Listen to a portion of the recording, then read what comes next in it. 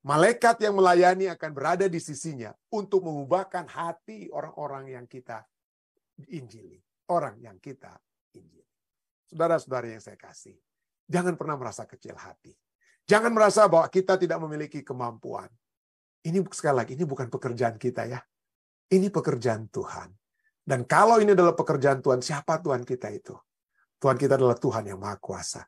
Tuhan yang memberikan segala fasilitas surga. Segala kuasa di surga dan di bumi. Yesus katakan akan ku menyertai kita semua sampai kepada kesudahannya. Biarlah kuasa Tuhan itu yang akan menguatkan kita semua untuk menjangkau orang-orang yang belum dijangkau, termasuk orang-orang yang berpendidikan. Mari kita kembali sedikit ya. Jadi Areopagus itu adalah Dewan Yunani, Dewan DPRD-nya orang Yunani, oke? Yang dikenal sebagai Dewan Areopagite atau Dewan Bukit Ares. Kenapa? Karena kata Areopagus itu berarti apa? Rock, ya, Rock Ares, ya, Areopagus rock, ya, hill atau jadi Dewan Bukit Ares. Inilah satu tempat di Athena, satu tempat di Athena di mana orang-orang anggota-anggota dewan seperti DPRD itu apa? Berkumpul ya. Itu seperti orang Sanhedrin, boleh kita katakan, oke? Mari kita lihat bahwa sebenarnya Areopagus itu atau Greek Council atau Dewan Yunani ini itu adalah kelompok seperti kalau di tanah di Palestina di tanahnya Paulus di Yerusalem itu adalah kelompok Sanhedrin ya, yaitu mereka adalah orang-orang yang sangat dihormati. Mereka adalah para pemikir ya. Sanhedrin itu adalah para pemikir ya, secara filsafat, secara rohani mereka lah ya. Dan mereka memiliki apa? Memiliki satu hal yang cukup menarik dari para anggota dewan. Anggota dewan itu bukan seperti Indonesia mungkin di satu zaman, saya nggak usah sebutkan lah. Semua anggota dewan itu seia sekata. Tidak. Tetapi orang-orang di zaman Rasul Paulus itu selalu memiliki satu pandangan. Oke, mungkin seperti Hegel, pemikir Jerman Hegel ya, yang mengidiomkan tesis, antitesis, kemudian menjadi sintesis. Saya tidak cantumkan ini di PowerPoint. Jadi ada itu tesis, ada satu pemikiran. Setiap pemikiran itu harus ada kelompok lainnya yang apa? Yang bisa melawan pemikiran tersebut. Harus ada antitesis. Oke, tesis harus ada antinya. Jadi jangan pernah ya, bagi orang Yunani ya, jangan pernah kita hanya memiliki satu pemikiran. Harus ada orang lain yang mencoba untuk melawan pemikiran tersebut. Kenapa? Karena disinilah supaya otak itu bekerja. Jadi semuanya ya terserah Bapak saja, ya terserah Bapak, yang mana enaknya Bapak saja, kami yang menuruti. Bukan begitu ya. Jadi selalu adanya satu pemikiran, harus ada yang lawan. Agar supaya apa? Kalau ada satu tesis, kemudian ada yang melawan tesis tersebut yang namanya antitesis, maka itu semua dari kedua pemikiran yang bertentangan ini akan menghasilkan apa yang disebut dengan istilah sintesis. Sintesis yaitu menggabungkan kedua pemikiran yang berbeda. Jadi tidak ada orang yang merasa tersinggung, kenapa pandangan saya, pemikiran saya ini dilawan. Enggak. Bagi orang-orang Yunani, bagi orang-orang Barat sampai saat ini. Kalau Anda pergi ke Jerman misalnya, ada sahabat-sahabat saya orang Jerman. Mereka tidak, kalau saya bicara sesuatu, mereka tidak bilang, oh ya itu betul Stephen, betul sekali Stephen. Enggak. Mereka tidak akan suka untuk begitu. Mereka tidak mau ditanya seperti apa. Burung kakak tua yang parot atau apa yang cuma ikut-ikut. Kita harus selalu ditantang. Pemikiran-pemikiran kita harus ditantang. Dan itulah sifat mendasar daripada filsafat orang-orang Yunani. Satu pemikiran harus ada yang menentang. Tesis, antitesis, untuk menjadi satu pemikiran baru. Sintesis. Dan satu saat sintesis ini menjadi tesis. Harus apa? Ditantang lagi. Ditantanglah. Dan itulah yang menyebabkan perkembangan, pertumbuhan.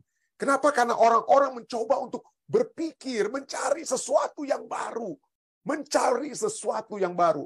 Kalau ada satu pemikiran yang sudah sah, yang sudah normal, harus terus dihantam pemikiran terus. Siapa tahu kita dapat memperoleh sesuatu hal yang baru nantinya. Saat satu ide itu, kita apa? Kita lawan. Jadi itulah Di Dewan Areopagus inilah segala sesuatu itu mereka apa? Mereka diskusikan, perdebatkan. Mereka tidak mau selalu seia sekata, tidak mau seia sekata. Harus ada yang bisa menentang satu ide. Dan itulah sebabnya pelajaran kita berbicara tentang munculnya Epikureanisme dan Stoicisme. Apa ini Epikureanisme? Epikureanisme adalah satu sistem filsafat yang menekankan pada pencarian kesenangan. Epikurus orangnya apa tujuan kehidupan? Jadi filsafat mereka.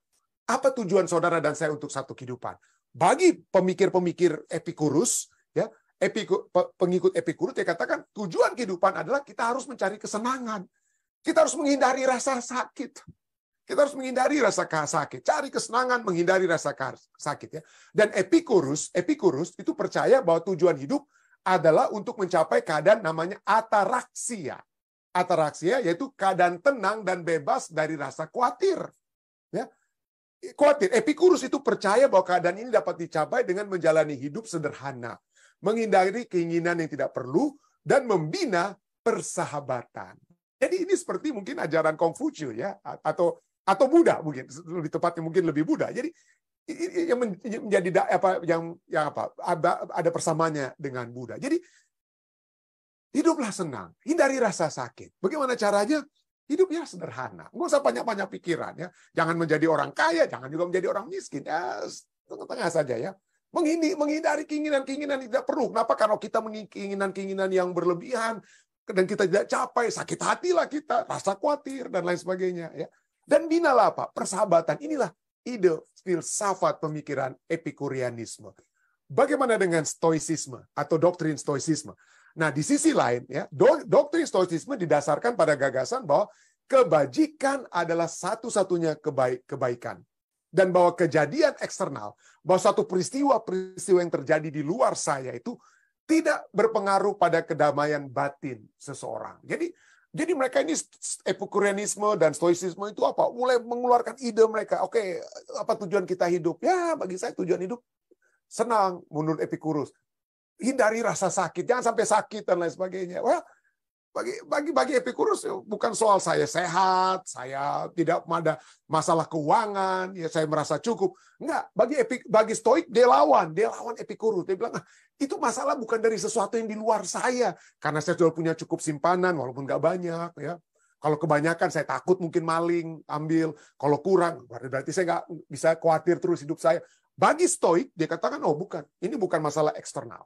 Jadi itu selalu mereka mencoba untuk apa ya? Berfilsafat gitu ya. Jadi Stoik katakan apa? Itu tidak berpengaruh. Apa yang mau saya punya uang, mau saya tidak punya uang dan lain sebagainya itu tidak berpengaruh pada kedamaian batin saya. Nah, kaum Stoa itu Stoik atau Stoa ya, percaya bahwa tujuan hidup adalah mencapai apa yang disebut dengan eudaimonia. Eudaimonia adalah suatu kesejahteraan sejahtera yang ditandai dengan kebajikan, akal dan pengendalian diri.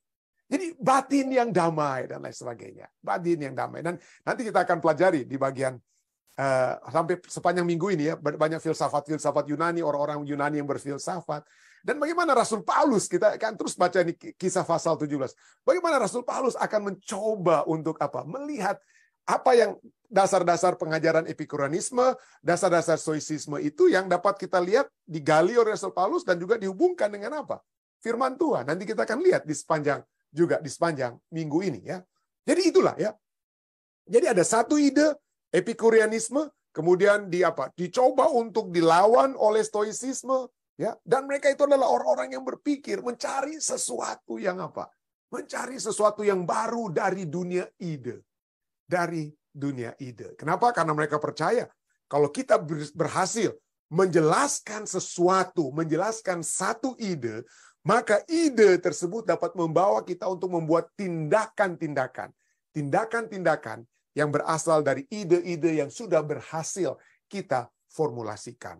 Jadi inilah ya pelajaran kita pada minggu ini. Kita bagaimana nih kalau gitu pendeta? Kita sedang misi Tuhan, misi kita. Bagaimana kita sekarang menjangkau orang-orang yang terpelajar, orang-orang yang memiliki pemikiran-pemikiran yang maju. Ya, kita seringkali merasa bahwa, aduh, udahlah pusing mau berdebat dengan mereka pendeta atau apa ya, mungkin kita berpikir seperti itu ya.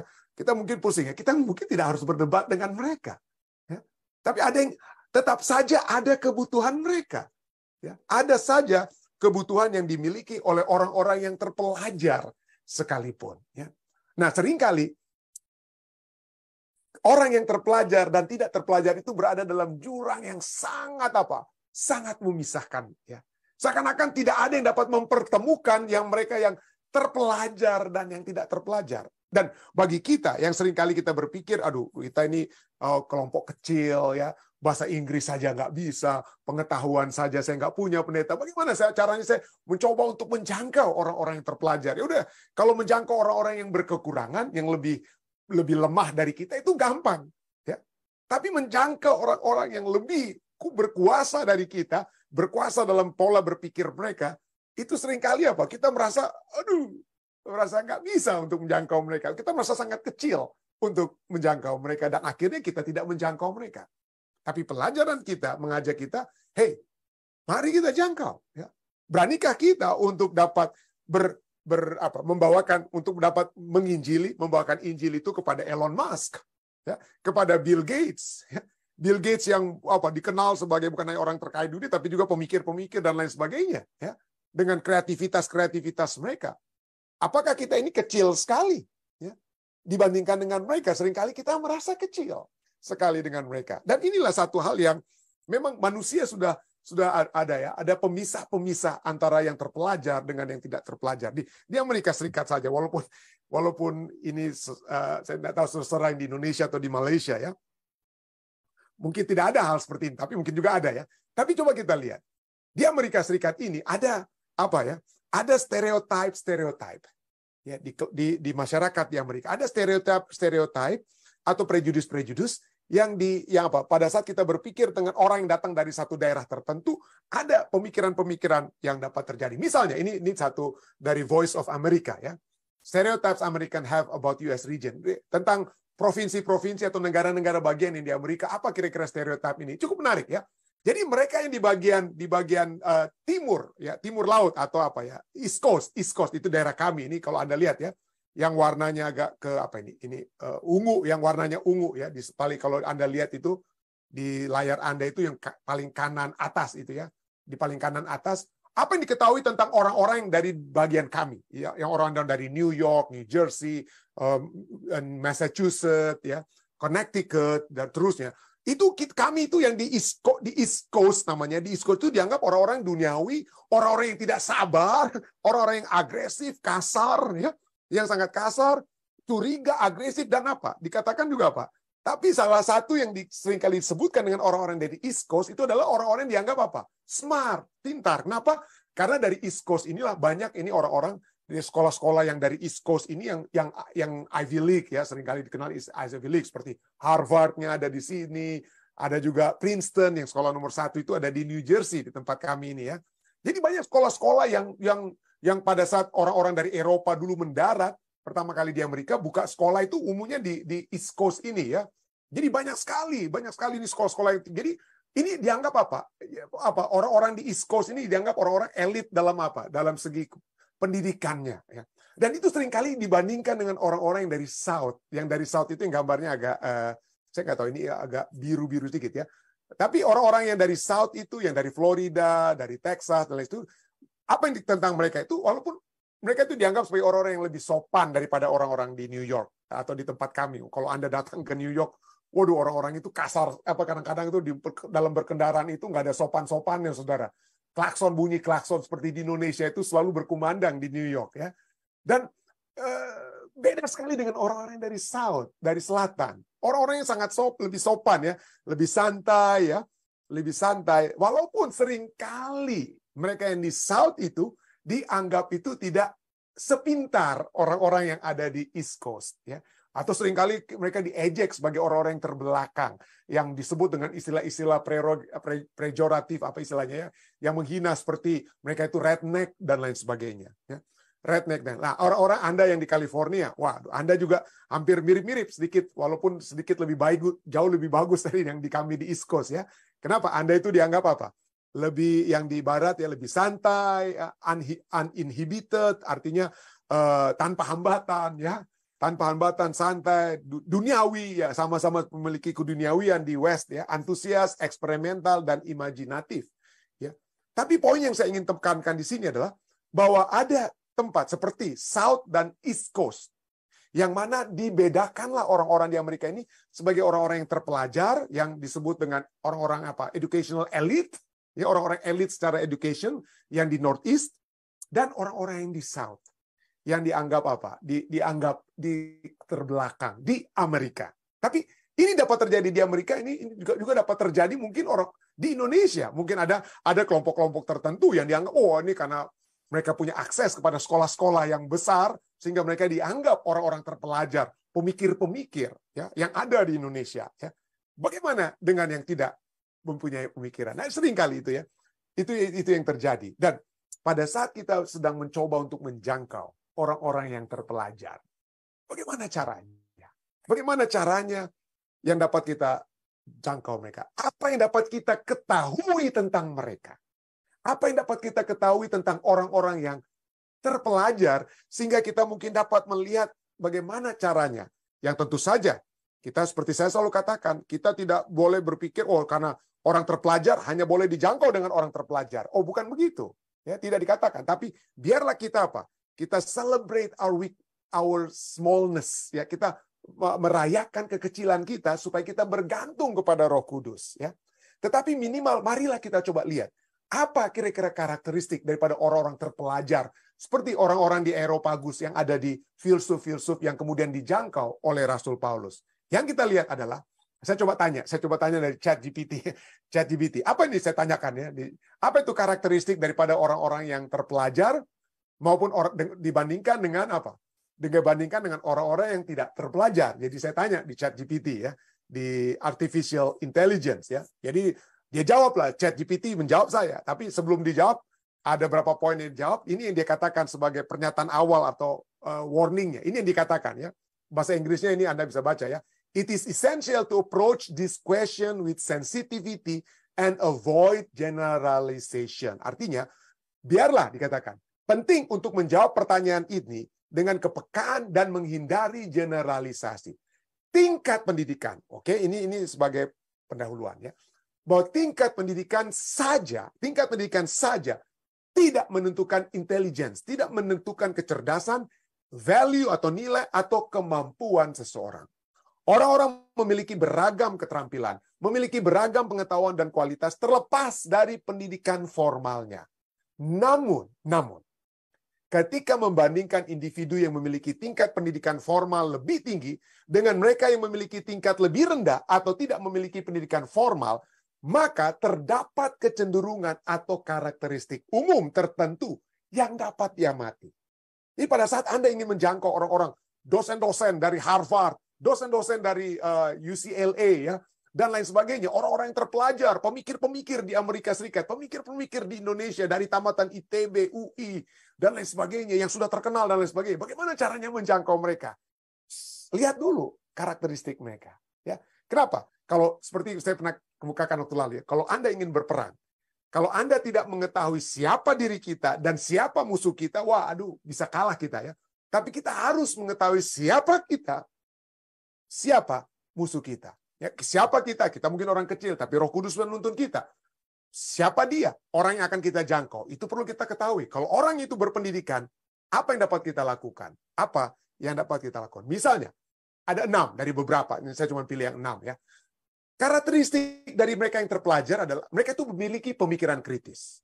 Individu yang berpendidikan seringkali telah mengasah keterampilan berpikir kritis yang memungkinkan mereka menganalisa data, menganalisa informasi, dan membuat penilaian yang masuk akal dan memecahkan masalah yang kompleks. Jadi kalau semakin orang itu terpelajar, dia sudah terbiasa berdebat di kelas, terbiasa bertanya jawab dengan dosennya, terbiasa untuk berpikiran kritis. Ya, dan itulah yang menyebabkan mereka itu mungkin seringkali kita merasa pusing dengan mereka. Tidak harus ya, kita harus menyadari memang begitu mereka. Orang Manado bilang begitu mereka. Sudah begitulah mereka ya, memiliki pemikiran yang kritis. Apalagi orang yang terpelajar itu memiliki kemampuan berkomunikasi. Sudah terbiasa berdebat, sudah terbiasa berargumentasi di kelas-kelas mereka. Ya. Jadi tingkat pendidikan yang lebih tinggi itu dikaitkan dengan peningkatan keterampilan komunikasi, baik tertulis maupun secara verbal. Sudah terbiasa menulis, sudah terbiasa berbicara. Jadi keluar begitu saja. Jadi kalau kita tidak hati-hati, kita tanpa ada persiapan dalam doa dan lain sebagainya, tidak belajar firman Tuhan, ya, cuman pikir nanti apa yang terjadilah. Waduh, hati-hati ya, karena mereka sudah terbiasa dengan dengan kemampuan berkomunikasi, ya, baik tertulis maupun verbal. Orang-orang yang terpelajar ini, ya, mereka juga memiliki akses terhadap pengetahuan. Orang-orang terpelajar biasanya memiliki akses lebih besar terhadap pengetahuan yang dapat berkontribusi pada pemahaman yang lebih luas tentang berbagai mata pelajaran atau subjek-subjek. Ya. Jadi orang-orang yang sudah biasa misalnya sekolah, ya, yang sudah sampai misalnya doktor misalnya, dia sudah terbiasa. Saya mau bicara tentang subjek ini, satu satu topik ini. Maka dia sudah bisa tahu, topik ini biasanya saya dapat peroleh dari majalah ini, dari jurnal ini, saya bisa ke library, lalu library ini saya bisa akses buku ini, buku itu, dan lain sebagainya. Jadi akses terhadap pengetahuan itu sudah lebih luas. Jadi kita harus menyadari ini, bahwa mereka orang yang berpikiran kritis, bahwa mereka memiliki kemampuan berkomunikasi yang lebih daripada rata-rata. Orang-orang yang terpelajar juga memiliki akses terhadap pengetahuan, apalagi mereka memiliki peluang-peluang profesional. Jadi pendidikan itu dapat membuka pintu menuju peluang profesional dan kemajuan karir yang lebih luas. Jadi mereka bisa Mereka bisa memiliki karir, ya, peluang-peluang profesional yang lebih luas, dan mereka juga memiliki kemampuan untuk beradaptasi. Ya, pendidikan, ini kita katakan, pendidikan seringkali menumbuhkan kemampuan beradaptasi dan kemampuan untuk menavigasi atau mengarahkan keadaan atau lingkungan yang berubah. Ini lihat. Jadi itulah sebabnya mereka berpendidikan, karena mereka miliki peluang-peluang ini, kemampuan-kemampuan yang mereka miliki yang di atas rata-rata. Tidak semua orang bisa menjadi seorang insinyur, ya. Tidak semua orang bisa menjadi insinyur. Ya, karena kemampuan demi kemampuan yang mereka miliki, menjadi dokter dan lain. Saya tidak bisa menjadi dokter, ya, ahli bedah dan lain sebagainya. Ada yang lebih yang mereka miliki. Apalagi kesadaran budaya. Jadi orang terpelajar memiliki kesadaran budaya. Pendidikan itu juga dapat berkontribusi pada kesadaran budaya, menumbuhkan apresiasi terhadap keragaman dan perspektif global. Dia memiliki pemahaman. Menghadapi orang ini, menghadapi orang itu, orang-orang yang berpendidikan itu mungkin lebih tahu. Secara umum, tidak semua. Ada orang pendidikan yang mungkin dapat doktor, tapi nggak tahu kenapa dia bisa dapat doktor, tapi kenapa nggak bisa berkomunikasi dan sebagainya. Mungkin ada itu bisa diperdebatkan. Tapi poinnya adalah pada umumnya, inilah karakteristik-karakteristik orang-orang yang berpendidikan. Bukan berarti orang yang tidak berpendidikan itu tidak ada apa-apanya. Tidak. Orang-orang yang tidak memiliki pendidikan formal seperti yang terpelajar ini, pada ChatGPT yang saya tanya itu juga katakan, ada karakteristik yang kurang terpelajar itu juga ada yang positif. Ya, jadi jangan hanya kita merasa kecil atau pendeta saya nggak dapat doktor nih seperti pendeta atau apa, ya. Bukan begitu. Anda memiliki pertama keterampilan praktis. Ya, saudara dan saya yang tidak memiliki pendidikan yang seperti orang-orang lain, kita minimal memiliki keterampilan praktis. Individu tanpa pendidikan formal mungkin memiliki keterampilan praktis yang diperoleh melalui pengalaman langsung dan tantangan dunia nyata. Ya, tantangan anak saya mungkin tamat mechanical engineering, tapi kalau soal mobil dan lain sebagainya, ada orang-orang yang cuma tamat SD atau SMP atau SMA, tapi sudah biasa jadi bongkar mobil, akan jadi jauh lebih jago daripada si Sean yang tamat mechanical engineering, ya, dengan kata lain. Kenapa? Karena ada orang-orang yang memiliki keterampilan praktis. Kecerdasan juga, kecerdasan. Individu atau resourcefulness. Resourcefulness artinya kecerdasan dalam mencari mencari jalan keluar, yang kata lain, ya. Individu yang tidak berpendidikan seringkali menunjukkan kecerdikan, menemukan solusi kreatif terhadap masalah berdasarkan pengalaman praktis. Mereka tidak memiliki teori atau apa yang harus dibuat terhadap mesin mobil ini. Mereka sudah menemukan solusi. Kalau kita nggak punya yang tepat untuk apa yang kira-kira dapat menggantikan untuk menjadi solusi terhadap masalah mobil ini misalnya. Jadi ada kecerdasan lebih daripada mereka yang biasa buka-buka buku dulu untuk lihat ini gimana nih waktu mobilnya rusak dan lain sebagainya. Lalu yang berikutnya adalah life skills atau kemampuan hidup. Skill-skill untuk hidup.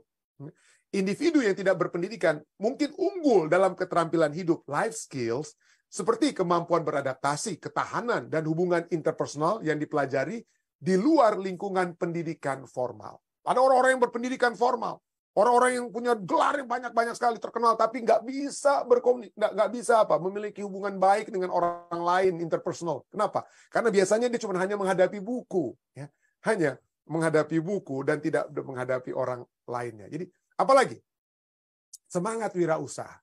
Beberapa individu yang tidak berpendidikan mungkin menunjukkan semangat kewirausahaan, membangun usaha yang sukses berdasarkan pengetahuan dan keterampilan apa? Keterampilan praktis. Ada orang-orang yang tidak perlu bekerja dengan orang lain. Dia mungkin dengan kemampuannya, seperti memperbaiki mobil dan lain sebagainya. Tidak harus masuk sekolah tinggi jadi dokter, tapi dia dapat apa? Berhasil, bisa buka bengkel, bisa buka apa? Usaha-usaha bisnis apa? Roti dan lain sebagainya. Dan itu dapat dilakukan oleh orang-orang yang tidak harus dapat apa? Gelar doktor dan lain sebagainya. Adalah apa lagi? Beragam bakat. Orang-orang yang tidak memiliki pendidikan formal dapat berprestasi di berbagai bidang, menampilkan beragam bakat dan keahlian. Kontribusi komunitas. Individu yang tidak berpendidikan dapat memberikan kontribusi yang signifikan kepada komunitas mereka melalui kerja langsung dan inisiatif lokal. Jadi poinnya adalah, kalau kita mungkin merasa bahwa kita tidak kurang terpelajar dan harus menjangkau yang terpelajar, jadi jangan kita merasa kecil. Kenapa? Karena dari satu sisi, seperti ini artificial intelligence katakan kepada saya, ada hal-hal yang dapat kita miliki siapa saja kita. Kita bisa memiliki keunggulan-keunggulan. Ada sesuatu yang tidak dimiliki oleh orang lain. Saya tidak bisa menjadi orang yang memiliki semua poin-poin yang sudah disebutkan tadi, yang sudah disampaikan oleh ChatGPT ini, ya, oleh artificial intelligence. Saya tidak bisa. Ada sesuatu yang selalu kurang dari dalam kehidupan saya. Ya, saya mungkin memiliki pengetahuan secara pribadi. Saya mungkin memiliki pengetahuan caranya untuk mencari tahu apa jawaban terhadap pertanyaan teologis ayat-ayat ini. Mungkin saya bisa apa? Saya bisa mencari tahu hal tersebut. Tetapi ada hal-hal yang lain. Kalau saya keluar daripada apa yang saya ketahui, maka saya itu bodoh sekali, saudara. Saya itu bodoh sekali, dengan kata lain. Jadi disinilah kita jangan pernah merasa kecil hati untuk melihat pendeta. Saya nggak punya apa-apa. Saya nggak bisa bikin apa-apa untuk orang-orang yang berpendidikan ini. Ini dokter-dokter, pendeta, bagaimana saya mau menjangkau mereka? Saya tidak punya apa-apa. Tapi coba kita lihat. Kita semua tidak ada seorang pun yang memiliki segalanya. Itulah sebabnya ada satu lagu yang seringkali kita dengar yang dinyanyikan oleh Steve Green. Dia katakan apa? People need the Lord. People need the Lord. Kenapa? Ada saja kebutuhan umat manusia. Siapapun Anda, apakah Anda orang yang sudah terpelajar, sudah memiliki 2, 3, 4, 5, 6, 7 doktor, sekalipun ada orang yang memiliki banyak doktor, ya, koleksi seperti koleksi apalah, ya. Tetap saja ada kebutuhan yang tidak dapat selalu mereka miliki. Dan hanya dapat dipenuhi oleh Kristus. Itulah sebabnya ayat tadi kita sudah baca, ya, tidak sampaikan. Rasul Paulus setelah melihat segala sesuatunya, dia sudah berada di jalan-jalan di Yerusalem. Dia sudah berada di jalan-jalan di Athena. Di Yerusalem dia melihat orang-orang yang beragama, orang-orang yang melakukan tugas-tugas keagamaan mereka. Tapi di Yerusalem dia tidak melihat orang-orang yang memiliki kerohanian seperti yang dituntut oleh agama mereka. Agama dan kerohanian harusnya berjalan bersama.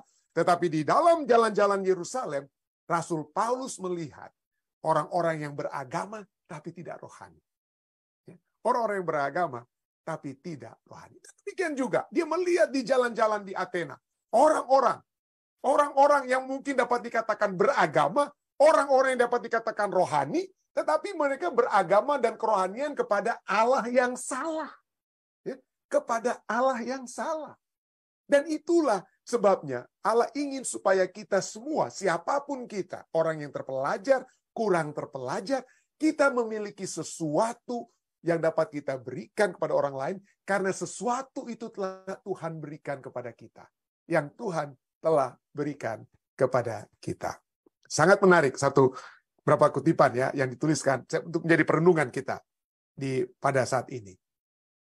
Dari bukunya Christ Object Lesson, Ellen White, halaman 230, kita akan baca nanti sampai beberapa poin sampai halaman 232, tapi tidak 2 halaman itu kita baca semuanya, ada beberapa poin penting ya. Dikatakan di sini, mereka yang menonjol di dunia, those who stand high in the world, yang menonjol di dunia karena pendidikan mereka, karena kekayaan ataupun karena kedudukan mereka. Jarang kita mau hubungi. Aduh, kita tidak suka menghubungi mereka karena kita merasa kecil, kita kurang terpelajar. Kita merasa kecil untuk menghubungi mereka. Itulah sebabnya oleh Ellen White katakan apa? Orang-orang yang berpendidikan itu jarang dihubungi secara pribadi sehubungan dengan kepentingan jiwa mereka. Kita berpikir, wah mereka kan sudah punya semuanya. Tapi tahukah Anda, pada saat Anda berpikir bahwa orang-orang kaya, orang-orang berpendidikan, orang-orang yang memiliki kedudukan, sudah memiliki semuanya, kita sedang memiliki apa? Satu pandangan duniawi pada saat kita berbicara seperti itu. Ya, pada saat Anda dan saya berbicara, aduh, udahlah pendeta, nggak usah jangkau mereka. Kenapa nggak dijangkau mereka? Mereka kan udah punya semuanya. Itu pandangan yang salah. Kenapa? Itu pandangan duniawi kita kan. Apanya yang mereka miliki? Bagi kita sama dengan orang duniawi. Oh, mereka udah punya mobil, udah punya pendidikan, udah punya kedudukan dan lain. Itu kan semua pandangan duniawi. Kita diminta oleh Tuhan untuk memiliki pandangan surgawi, ya, yang mana semua kita hanya akan memiliki semuanya kalau kita memiliki Yesus. Itulah sebabnya firman Tuhan katakan apa? Carilah dahulu kerajaan Allah dan kebenarannya, maka segala sesuatunya itu akan ditambahkan kepadamu. Kita seringkali lupa akan ayat ini. Kita berpikir, wah itu mereka sudah punya kekayaan, mereka sudah punya pendidikan, mereka sudah punya kedudukan, mereka sudah memiliki semuanya. Oh, salah sekali. Kalau kita berpikir seperti itu, kita seperti orang dunia. Kenapa?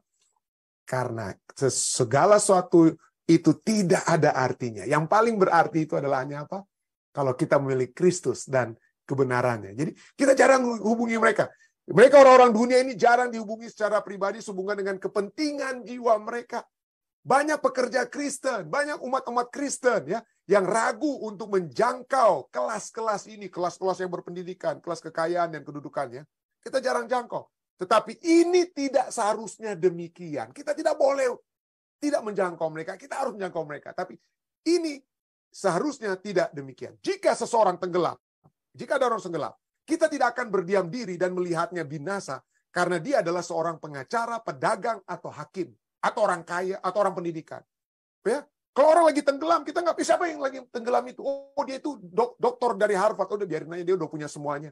Kan nggak begitu ya. Demikian juga dengan keselamatan orang tersebut. Setiap umat manusia yang tidak menerima Yesus Kristus adalah tenggelam dalam dosa mereka, akan binasa dari kesalahan dan dosa-dosa mereka. Jadi tidak harus pandang mereka sebagai doktor Harvard atau apapun. Kalau mereka sedang tenggelam dalam kehidupan berdosa mereka, Tuhan ingin agar membawa mereka kepada keselamatan. Halaman 231, kemudian katakan apa? Tidak seorang pun. Jangan karena kita pikir, wah ini orang-orang pendidikan ini mereka udah pintar, udah kita abaikan saja mereka ya. Biarlah mereka cari sendiri tentang keselamatan tersebut. Biarlah. Kita semua adalah pembawa kabar. Kita semua adalah membawa apa? Pekabaran 3 malaikat. Kita adalah malaikat-malaikat tersebut ya. Jadi tidak seorang pun boleh diabaikan karena keterhubungan mereka, keterikatan mereka dengan hal-hal yang ada di dunia atau hal-hal duniawi. Entah pendidikan mereka, pendidikan dunia mereka, kedudukan duniawi mereka, harta duniawi mereka. Jangan kita abaikan mereka karena mereka kita pikir orang duniawi. Banyak orang, pelajaran Christ Object Lesson halaman 231 katakan, banyak orang yang menduduki posisi sosial tinggi memiliki kesedihan. Jadi mereka apa? Many in high position are heart sore, dikatakan. Yang memiliki kesedihan, hati yang terluka, heart sore, bahasa Indonesianya kesedihan ya. Dan muak dengan kesombongan duniawi ya. Dia apa? They are heart sore and sick of vanity. Jadi mereka muak dengan kesombongan duniawi. Itulah sebabnya kita lihat ada orang-orang dunia yang kaya, kayak Michael Jackson terkenal, kaya, ya, Robin Williams, ya, Anthony Bourdain, dan semua kita bisa sebutkan satu persatu. Orang-orang orang duniawi yang terkenal, tidak ada dan lain sebagainya. Kok bunuh diri? Kenapa mereka bunuh diri? Kenapa? Karena mereka memiliki kesedihan. Karena mereka sudah melihat bahwa kekayaan mereka, ketenaran mereka, pendidikan mereka itu tidak ada artinya. Ada yang tetap kurang dalam kehidupan mereka. Ada yang tetap kurang. Jadi mereka, orang dunia, dalam posisi sosial apapun, memiliki kesedihan dan mereka merasa muak dengan kesombongan duniawi. Ya, dengan kekayaan dan lain sebagainya. Mereka merindukan kedamaian yang belum mereka dapatkan. Mereka merindukan kedamaian yang belum mereka dapatkan. Di lapisan paling atas masyarakat, terdapat mereka yang lapar dan haus akan keselamatan. Banyak orang akan menerima bantuan jika para pekerja Tuhan mau mendekati mereka secara pribadi. Dekati mereka secara pribadi. Jika Anda berkesempatan, ya, jika Anda terbuka jalan kepada Anda, jika Anda meminta Tuhan, mungkin Tuhan mengizinkan. Seperti ada pendeta Advent di Filipina yang tiba-tiba menjadi diangkat, dekatlah dengan apa? Presiden Filipina, karena didoakan Presiden Filipina. Lalu kemudian pendeta ini diangkat menjadi apa? Menjadi duta besar Filipina di Papua Nugini. Anda sering mendengar kisah tersebut, ya. Jadi pada saat itu apa yang terjadi? Dia memiliki kesempatan untuk bertemu dengan perdana menteri atau tamu-tamu negara yang datang dan lain sebagainya. Jadi Tuhan mau, ya. Bagaimana caranya supaya mendekati mereka? Tunjukkan bahwa Anda ini sudah punya doktrin-doktrin yang terkenal dan lain sebagainya. Doktrin-doktrin yang paling hebat yang dapat disampaikan kepada orang-orang dunia ini, bukan. Cara kita menjangkau mereka bagaimana? Tuhan mau, ya. Mau mendekati mereka secara apa? Pribadi. Dengan apa? Dengan sikap yang ramah, dikatakan, ya. With kind manner. Dengan kebaikan, dengan sikap yang ramah. Ya. Hati, melalui hati yang telah dilembutkan oleh kasih Kristus. Ya. Ya. Pada saat saya mau datang ke Ethiopia, ya. Ini bukan bicara tentang menjangkau orang-orang terpelajar di Ethiopia atau siapa, ya. Saya ingat apa yang dikatakan oleh Bapak Max Langi yang mengundang kami untuk menjadi misionaris di Ethiopia. Dikatakan, Stephen, semua orang dalam dunia ini, siapapun mereka, they will always respond to love. Semua orang dalam dunia ini akan memberikan respons yang baik terhadap kasih yang kita tunjukkan. Kasih kepada orang miskin, kasih kepada orang kaya. Kasih kepada orang terpelajar, kasih kepada orang yang tidak terpelajar. Kalau kasih kebaikan kita tunjukkan kepada mereka, mereka akan merespons. Ya, mereka akan merespons. Itulah sebabnya kita harus datang dengan sikap yang ramah, dengan hati yang dilembutkan oleh kasih apa? Kasih Kristus. Ribuan orang, ya. Ribuan orang. Halaman 232, ya. Ribuan orang dapat dijangkau dengan cara yang paling sederhana. Nggak harus Anda langsung buka ayat, oh ini doktrin sahabat, ini doktrin sahabat nih, presiden. Coba baca, kamu ini presiden Amerika Serikat, tapi kok berbakti hari Minggu. Langsung hantam dengan doktrin sahabat dan lain sebagainya. Nah, ribuan orang dapat dijangkau dengan cara yang paling sederhana dan dengan kerendahan hati.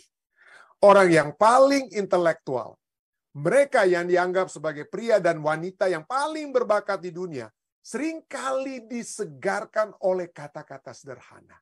Orang-orang pintar ini sudah terbiasa dengan teori-teori, filsafat, dengan bahasa-bahasa yang tinggi-tinggi. Bahasa-bahasa yang hebat-hebat. Kata-kata yang tinggi dan yang tinggi-tinggi sekali. Tapi apabila kita datang dengan kesederhanaan, disegarkanlah mereka, ya. Seringkali mereka disegarkan oleh kata-kata sederhana dari orang yang mengasihi Tuhan. Itu intinya. Jadi bukan Anda kata-kata yang keluar pada saat Tuhan menaruh kata-kata tersebut, pada saat kita mengasihi Tuhan, ya. Kata-kata sederhana dari orang-orang yang mengasihi Tuhan dan yang dapat berbicara tentang kasih itu secara alami. Kita nggak usah buat-buat. Ya, jangan kita buat-buat. Ada yang katakan orang-orang pintar itu tahu kalau Anda itu tidak jujur. Orang-orang pintar, orang yang berpendidikan, mereka sudah begitu tahu, mereka memiliki pengetahuan, mereka sudah banyak tahu segala banyak hal. Mereka mengetahui kalau Anda datang dengan ketidakjujuran. Hanya dibuat-buat. Ya. Jadi kita harus berbicara dengan kata-kata sederhana bagi kita yang mengasihi Tuhan. Berbicara tentang kasih itu secara alami. Seperti orang duniawi itu berbicara tentang hal-hal yang paling menarik bagi mereka. Jadi passion, pada saat kita membawakan firman Tuhan, ya, membawakan dengan bukan kata-kata yang tinggi, kata-kata yang sederhana, ya. Tapi biar itu secara alami, tapi dibawakan dengan cara apa? Dengan passion, apa ya? Dengan semangat, bukan berarti Anda teriak-teriak, tapi dengan satu keyakinan yang penuh. Seperti orang-orang yang pintar pada saat mereka membawakan ide mereka bawakan dengan satu keyakinan yang penuh. Demikian juga dengan apa? Dengan kita dalam membawakan firman Tuhan, ya. Dan penutupnya, ini bagian terakhir. Waktu kita sudah cukup panjang ini. Berikutnya, penutupnya dalam kutipan ini, halaman 132, Christ Object Lesson dikatakan apa? Biarlah pekerja Kristus mengingat bahwa ia tidak boleh bekerja dengan kekuatannya sendiri. Biarlah dia memegang takhta Allah dengan iman akan kuasa penyelamatkannya. Biarlah, kalau Anda mau menghubungi orang-orang yang pintar, terpandai itu, biarlah kita bergumul dengan Tuhan dalam doa. Biarlah kita bergumul dengan Tuhan dalam doa. Biarlah dia bergumul dengan Tuhan dalam doa, lalu bekerja dengan fasilitas yang Tuhan berikan padanya. Fasilitas yang Tuhan berikan, minta. Tuhan, kita minta roh suci, minta hikmat. Tuhan tidak akan kasih batu atau ular kepada kita. Tidak. Itu sebabnya dikatakan minta, ya. Dan kita akan bekerja dengan fasilitas yang Tuhan berikan kepada kita. Roh Kudus disediakan sebagai efisiensinya. Malaikat yang melayani akan berada di sisinya untuk mengubahkan hati orang-orang yang kita injili. Orang yang kita injili. Saudara-saudara yang saya kasih, jangan pernah merasa kecil hati. Jangan merasa bahwa kita tidak memiliki kemampuan. Ini sekali lagi, ini bukan pekerjaan kita, ya. Ini pekerjaan Tuhan. Dan kalau ini adalah pekerjaan Tuhan, siapa Tuhan kita itu? Tuhan kita adalah Tuhan yang Maha Kuasa. Tuhan yang memberikan segala fasilitas surga. Segala kuasa di surga dan di bumi, Yesus katakan akan ku menyertai kita semua sampai kepada kesudahannya. Biarlah kuasa Tuhan itu yang akan menguatkan kita semua untuk menjangkau orang-orang yang belum dijangkau, termasuk orang-orang yang berpendidikan. Saya bawa ini dalam nama Yesus. Amin.